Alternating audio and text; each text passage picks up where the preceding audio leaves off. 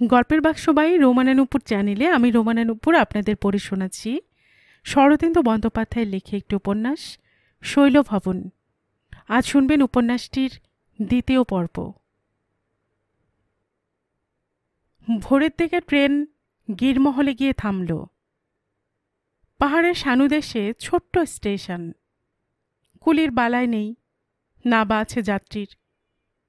শুধু একজন শীর্ণকায় প্রৌঢ়কে postal van থেকে গোটা দুয়েক ব্যাগ নামাতে দেখা গেল। কে জানে, লোকটি হয়তো একাধারে পিয়ন এবং পোস্টমাস্টার দুই।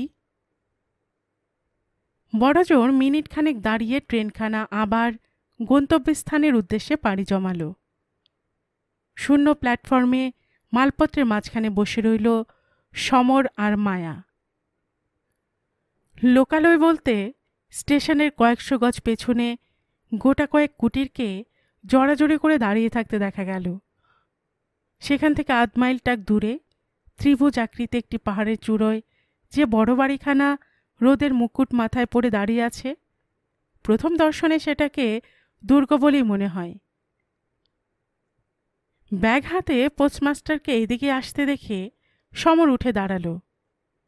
নমস্কার করে সে জিজ্ঞেস করল, এখানে কোনো কুলি পাওয়া যাবে না?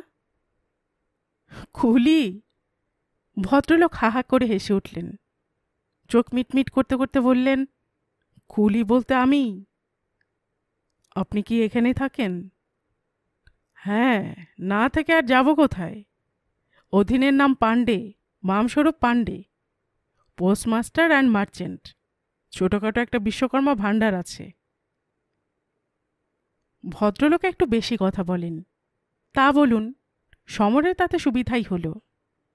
সাগ্রহে সে জিজ্ঞেস করল, আমরা এখানে কিছুদিন থাকবো ভাবছি, সুবিধে মতো কোনো বাড়ি টাড়ি পাওয়া যাবে কি? এমন একটা বিচিত্র প্রস্তাব নিয়ে কেউ কোনোদিন আসেনি। চোখ দুটো যতটা সম্ভব বিস্ফারিত করে তিনি জবাব দিলেন, অজ্ঞাতবাসে এসেছেন? তা কতদিনের জন্য? সমর একটু নাটকীয় ভঙ্গিতে বলে উঠল, চিরকাল, যতদিন না মৃত্যু তার হিমশীতল বাহুবন্ধনে বেঁধে নিয়ে যায়। কতক্ষণ নির্বোধের মতোই পাণ্ডে তার মুখের দিকে তাকিয়ে রইলেন। বার কয়েক ঢোক গিললেন। তারপর মায়াকে চোখের ইশারায় দেখিয়ে জিজ্ঞেস করলেন, মহাশয়ের গৃহিণী? মায়ের মুখখানা রাঙা হয়ে উঠল। সমর কিন্তু স্নিগ্ধ হাসি হেসে বলল, না, আমার সেবিকা, মানে নার্স। আমি ডাক্তার। পাণ্ডের চোখ দুটোয় একটা আলো চকচক করে উঠল। আচ্ছা, আপনাদের এখানে কোনো ডাক্তার আছেন? জি হ্যাঁ, 7 মাইল দূরের এক গাঁয়ে। কালব্যাধি ধরলে তাকে ডাকতেই হয়। হাসি চেপে সমর বলে, কালব্যাধি যদি ধরে তখন আর ডাকা না ডাকা তো সমানই। মায়া ইত্যবসরে একটা সুটকেসের উপর বসে পড়েছিল শিথিল দেহে। নেই, এ পোড়া দেশে আশা করার মতো কিছুই নেই। তার অবস্থা দেখে সমর হেসে উঠল। পাণ্ডেকে বলল, দেখেছেন তো, সাধে আর বলে পথে নারী বিবর্জিতা। ওই বাড়িটার তাহলে কি হবে, পাওয়া যাবে? পাণ্ডে মাথা চুলকোলেন। বহুক্ষণ ধরে কি যেন ভাবলেন। তারপর জবাব দিলেন, গিরমহলের কথা বলছেন? ওই পাহাড়ের চূড়োয় যেটা? আগে এক বুড়ো সরকার ছাড়া আর তো কেউ ওখানে থাকে না। ভাড়া পাওয়া যাবে না বোধ হয়। জানি না স্যার, কোনোদিন তো কাউকে এসে থাকতে দেখিনি। আর এসে কেই বা থাকবে বলুন? আশেপাশে গাঁও নেই। তাছাড়া বাড়িতে যাবার ওই পাথুরে পাকদণ্ডী পথ। এবার সমর যেন সত্যিই খানিকটা হতাশ হয়ে পড়ল। এখানে এসেছে এক অন্ধ আবেগে, যুক্তি দিয়ে যার কোনো ব্যাখ্যা করা চলে না। শেষ পর্যন্ত সত্যি কি হার মেনে ফিরে যেতে হবে? একরকম মরিয়া হয়ে জিজ্ঞেস করল সে, আর কোনো বাড়ি যেখানে আমরা গিয়ে কোনো রকমে মাথা গুঁজতে পারি? পাণ্ডেও চিন্তাকুল হয়ে উঠলেন। কতক্ষণ গুম হয়ে থেকে বিড়বিড় করে বললেন, কই, সেরকম তো কিছু। দাঁড়ান দাঁড়ান, হপ্তা দুই আগে বুড়ো মিশির মারা গেছে।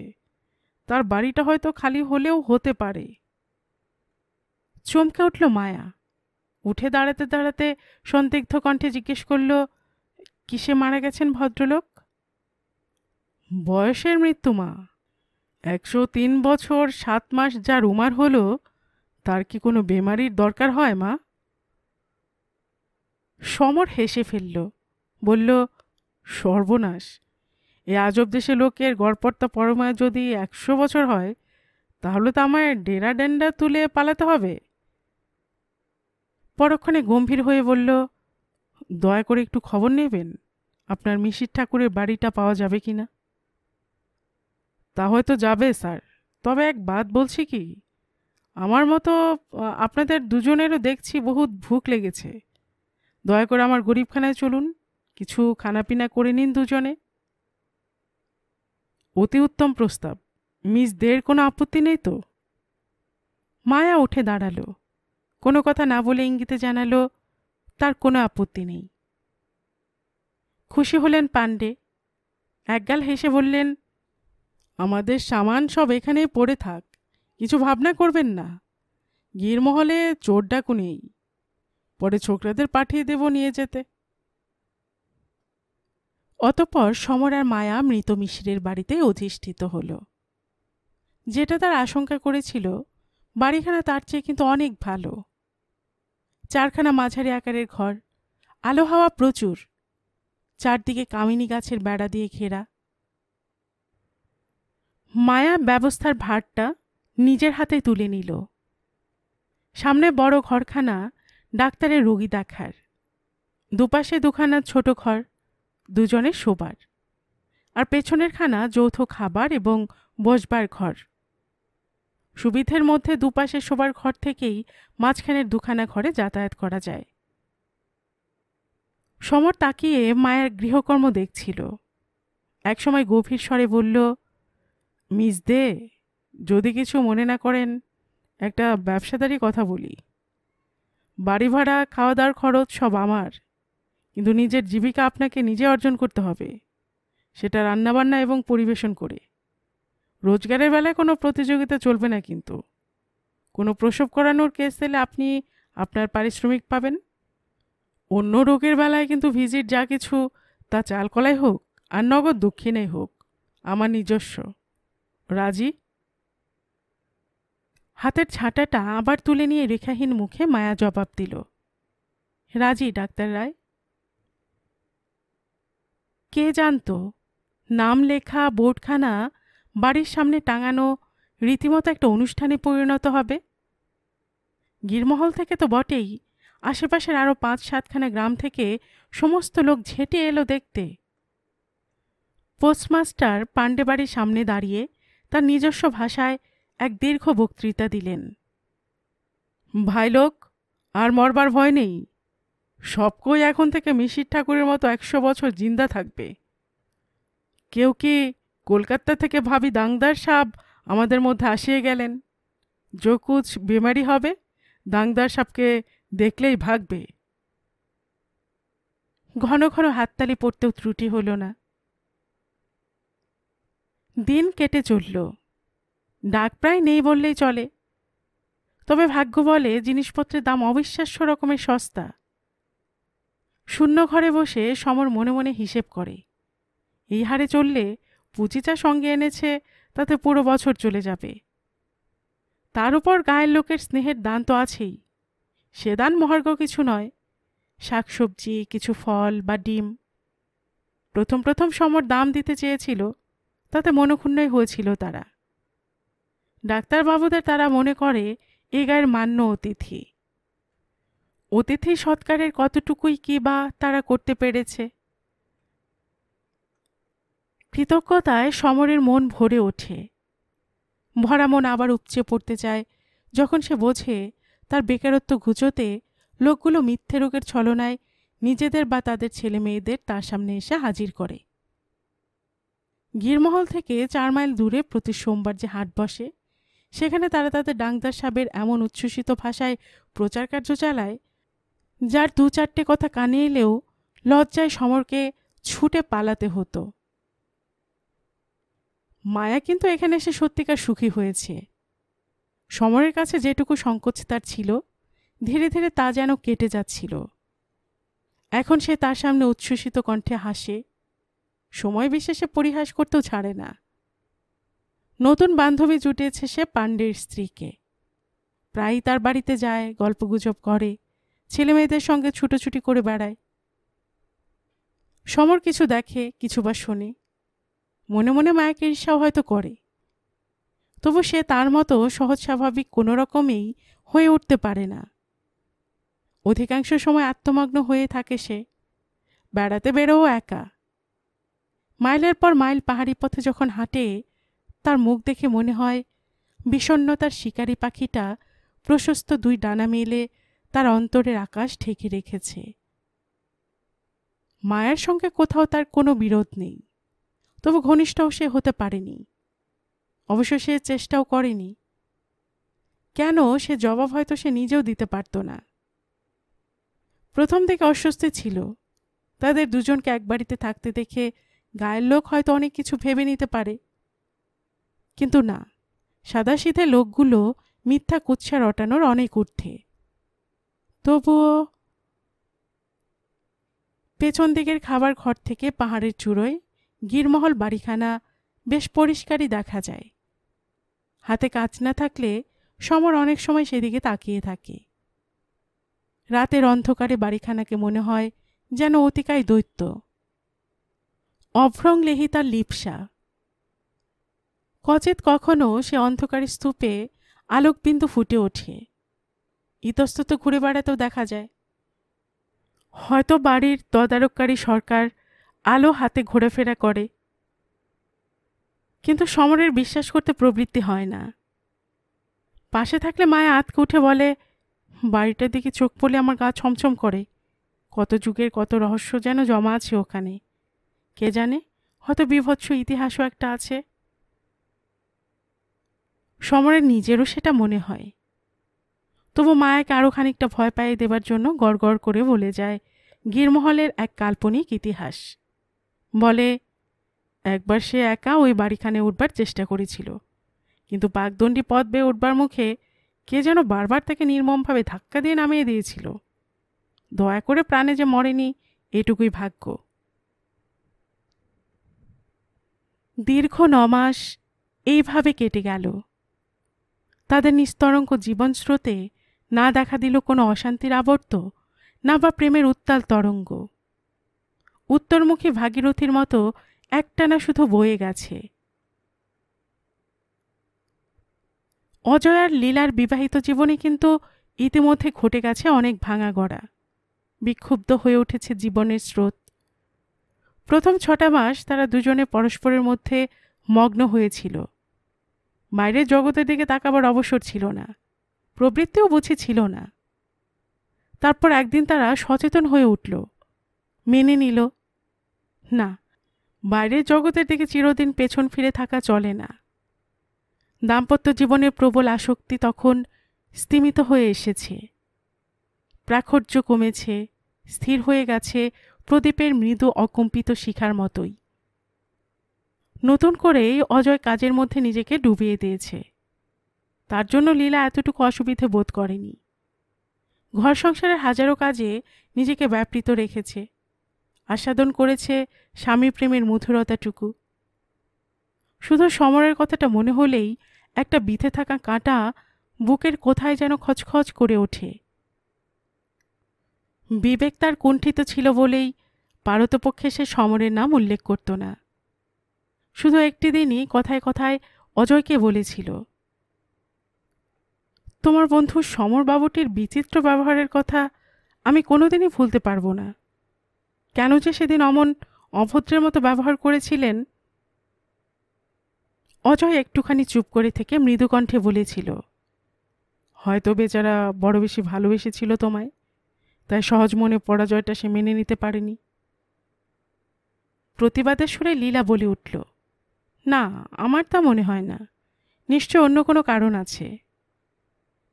আর কী কারণই বা থাকতে পারে তা আমি জানি না, তবে ও সম্বন্ধে আর কোনো আলোচনা আমাদের না করাই ভালো লীলা।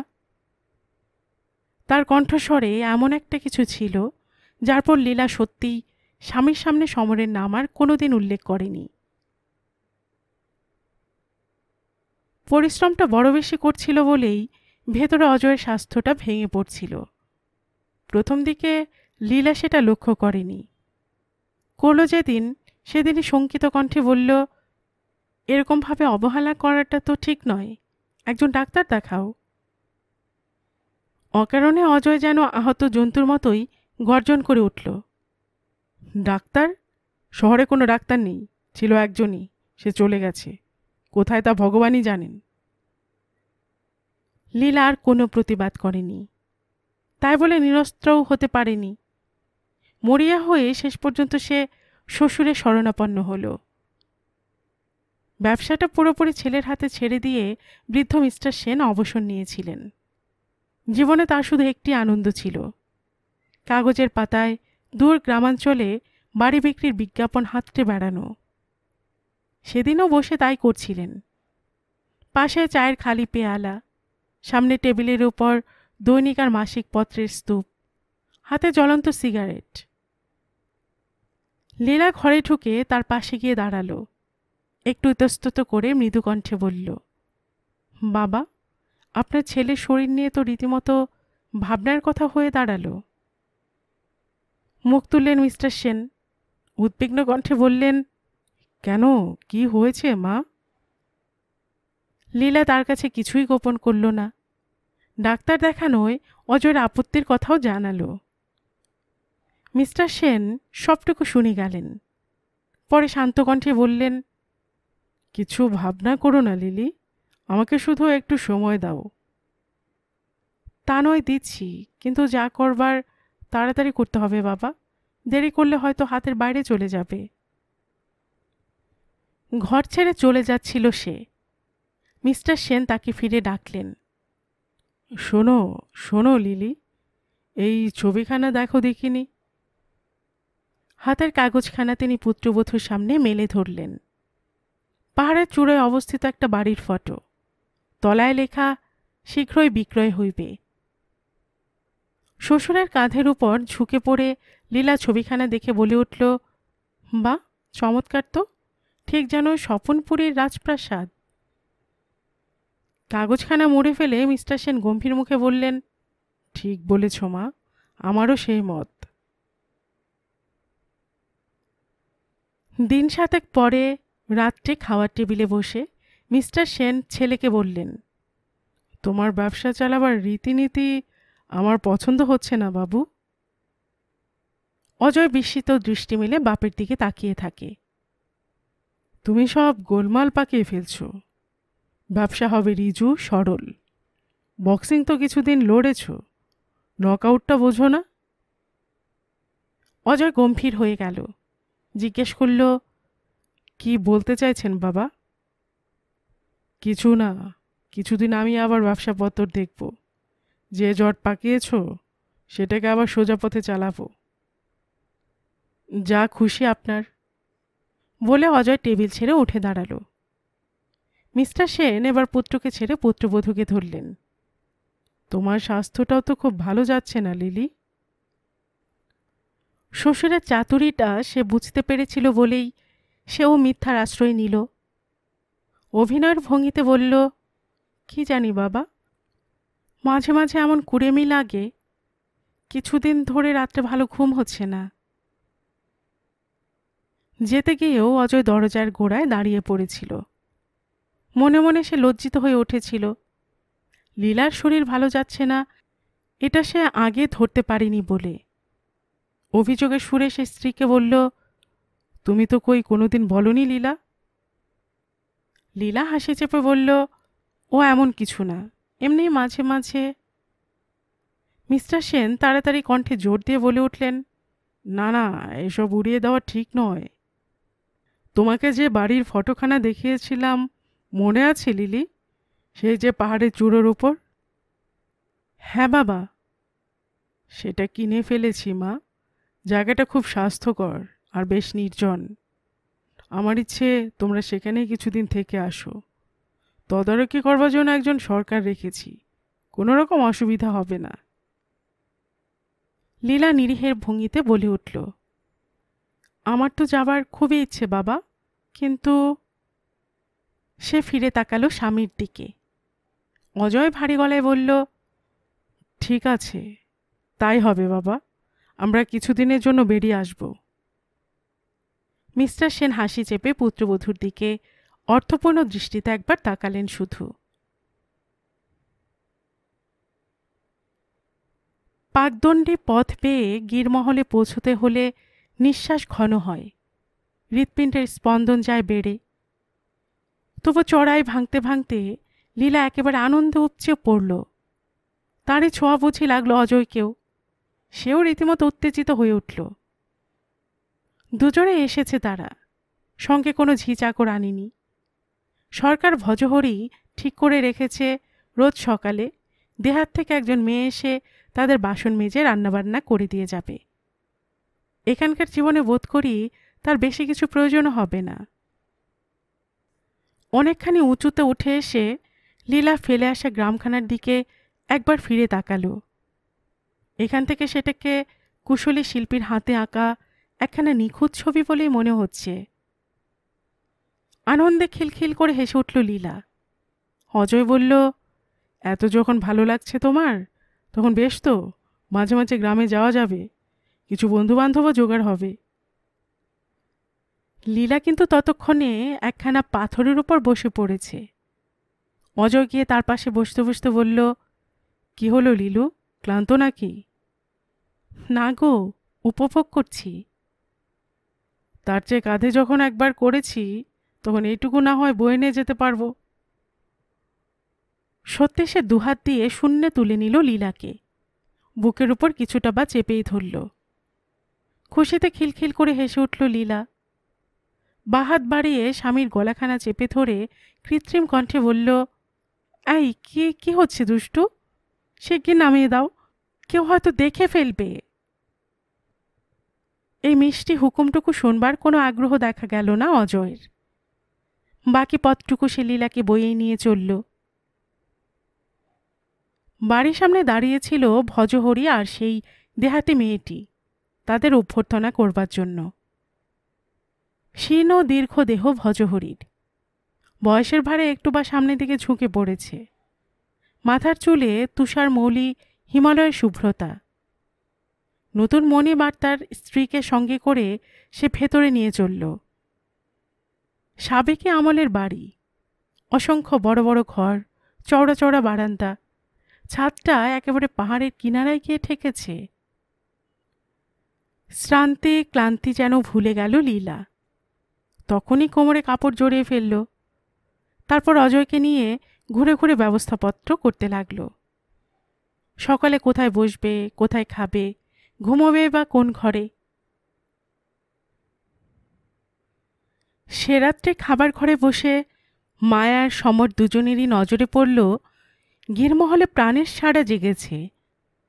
ঘরে ঘরে আলো সঞ্চারিত ছায়া মূর্তি।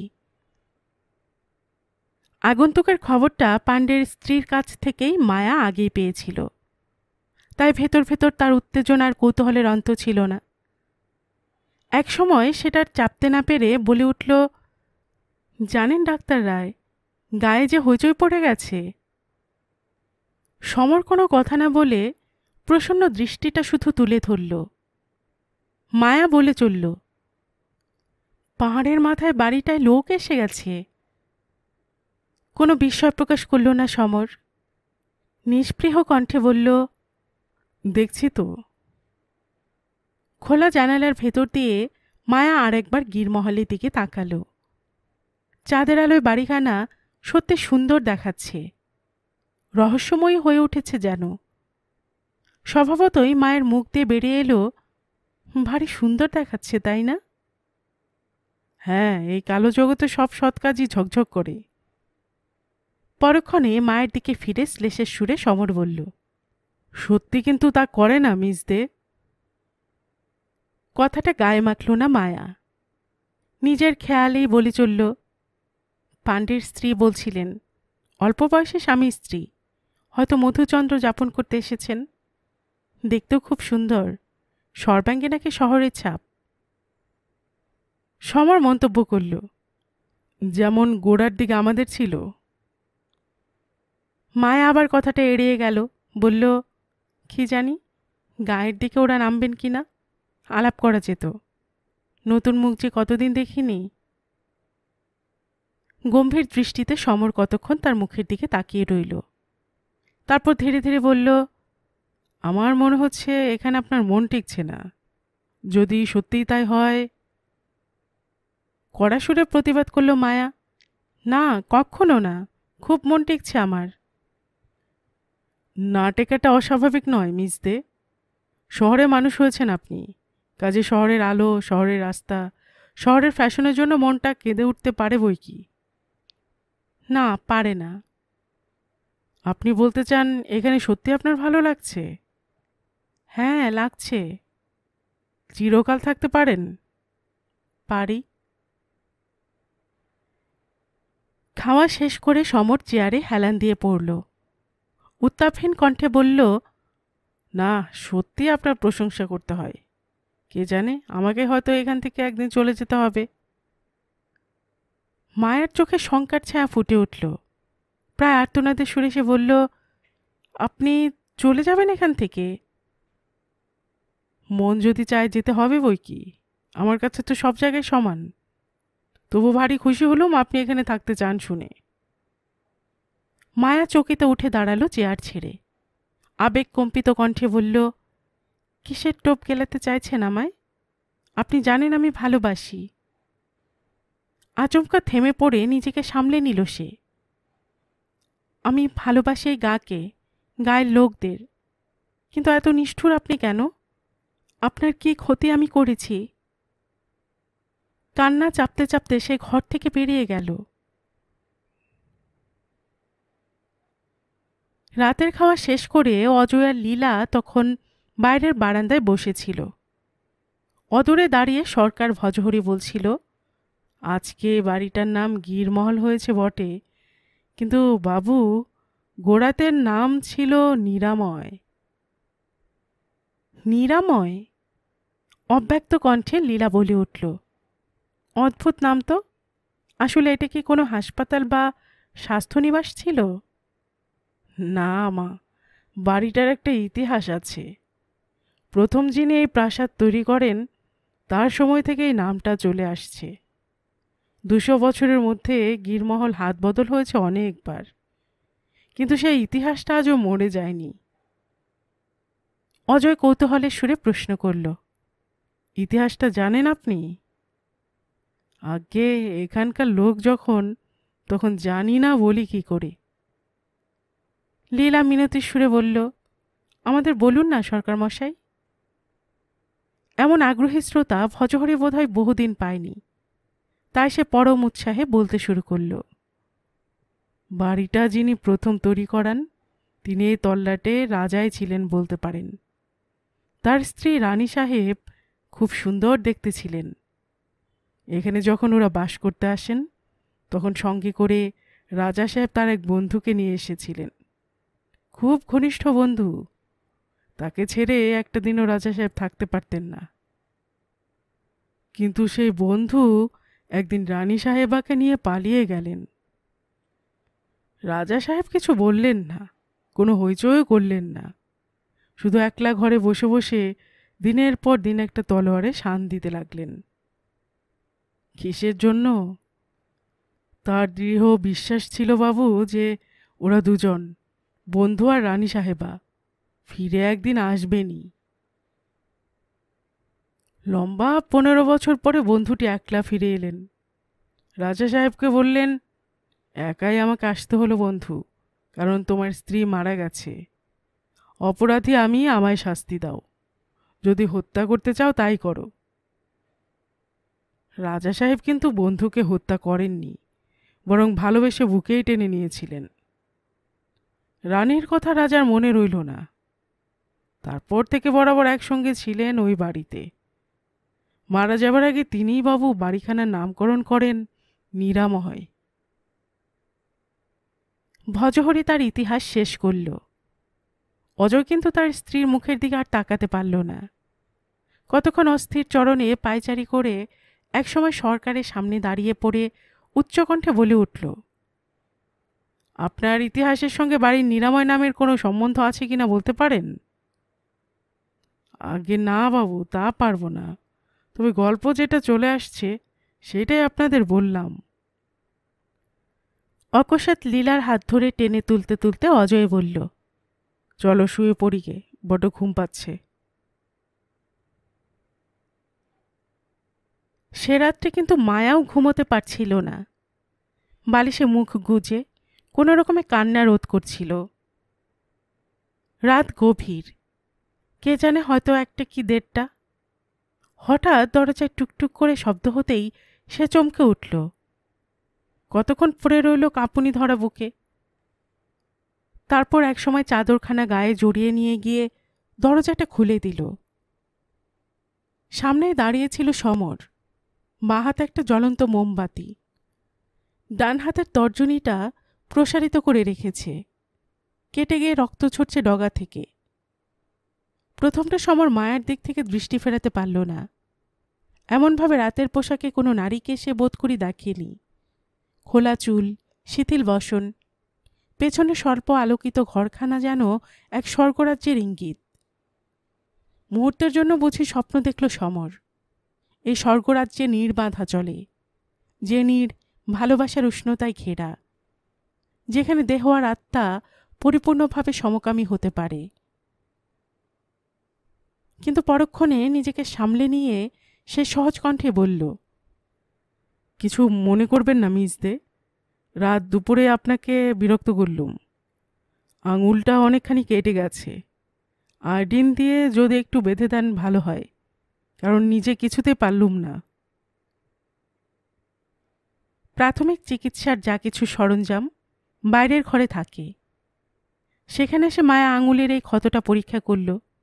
তারপর তুলো দিয়ে রক্ত মুছতে মুছতে ভরা গলায় জিজ্ঞেস করল, কি করে কাটল? দৃষ্টিটা তার মুখের উপর থেকে সমর দূরেই সরিয়ে রেখেছিল। সেই অবস্থাতে ছাড়া ছাড়াভাবে জবাব দিল, কি জানি, হয়তো ফ্রয়েড সাহেব বলতে পারবেন। ত্যাগ, প্রায়শ্চিত্ত বা অন্য কিছু অন্যমনস্কভাবে আমি অস্ত্রোপচারে ছুরি নিয়ে নাড়াচাড়া করছিলাম। উফ, আস্তে আস্তে মিস দে, অতখানি নিষ্ঠুর নাই বা হলেন? রাতে খেতে বসে আপনার সঙ্গে আমি ব্যবহারটা ভালো করিনি, আপনি তার শোধ তুলবেন না। সত্যি গিরমহল ছেড়ে যাবার কথা কোনোদিন ভাবিনি আমি।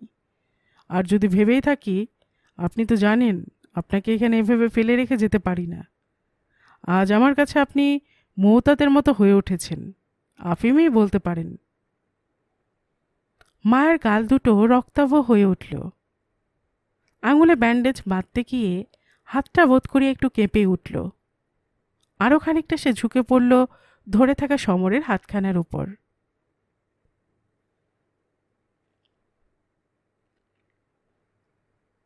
গল্পের বাক্সবাহী রোমানানুপুর চ্যানেলে এতক্ষণ আপনারা শুনছিলেন শরদিন্দু বন্দ্যোপাধ্যায়ের লেখা একটি উপন্যাস শৈলভবন এর 2য় পর্ব। আর এতক্ষণ গল্প পাঠে আমি আপনাদের সাথে ছিলাম রোমানানুপুর। আপনারা যারা গল্পের বাক্স চ্যানেলের গল্প নতুন শুনছেন, আপনাদের সুবিধার্থে একটি বিনীত অনুরোধ, যদি আপনারা আরও এমন উপন্যাস শুনতে চান তবে নিচে সাবস্ক্রাইব বাটনে একটি ক্লিক করে রাখুন ও একটি লাইক করে রাখুন। এতে এই চ্যানেলের ভিডিওগুলি খুঁজে পেতে আপনাদের সুবিধা হবে। আর পাশে থাকা বেল বাটনটিও চেপে রাখুন, যাতে নতুন কোনো উপন্যাস বা পর্ব দেওয়ার সাথে সাথেই আপনাদের কাছে নোটিফিকেশন চলে যায়। সবসময় সবাই খুব ভালো থাকুন, সুস্থ থাকুন ও আনন্দে থাকুন, এই প্রার্থনা রইল।